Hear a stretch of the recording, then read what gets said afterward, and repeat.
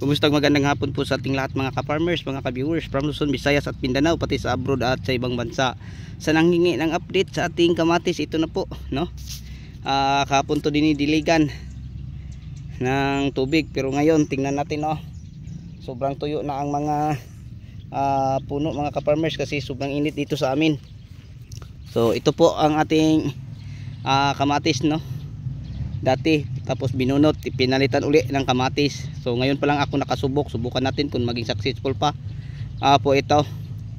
Okay, so meron na tayong ginagawa para mataniman uli at saka makontrol po natin yung mga bakterya sa lupa para hindi mamamatay ang ating kamatis. So isang beses pa lang po ito nadiligan ng fertilizer. So sa susunod na araw ang pangalawa. Pero kung tingnan natin mga kapwa ko ka-farmers, kitang-kita nyo mahina po ang tubo, no, sa ating kamatis dahil po sa sobrang init mga ka-farmers, mga ka-viewers. Sa bagay maganda naman ang wala tayong napapansin na may mga sakit. Kita natin na parang naka na ng fertilizer. Ayan. So lang, sobrang init lang.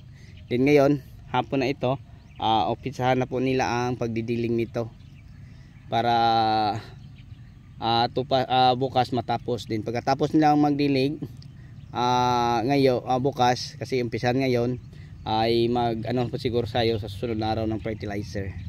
So yung fertilizer natin ginagamit nito mga ka-farmers, share ko lang, Unique 16, Mega, Dupus, Wukosim Granule at saka Triple 14.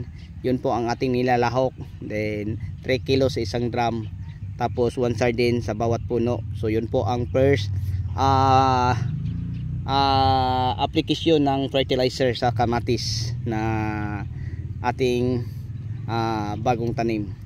So ulitin ko, dati taniman po ito ng kamatis, tapos sa kamatis naman uli. Ngayon lang pa ako nakasubok. So sana nga maging successful mga ka-farmers.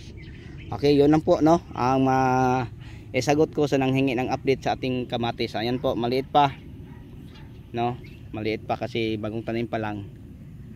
Okay, so sa inyong lahat hanggang dito lang. Maraming salamat po. Bye bye.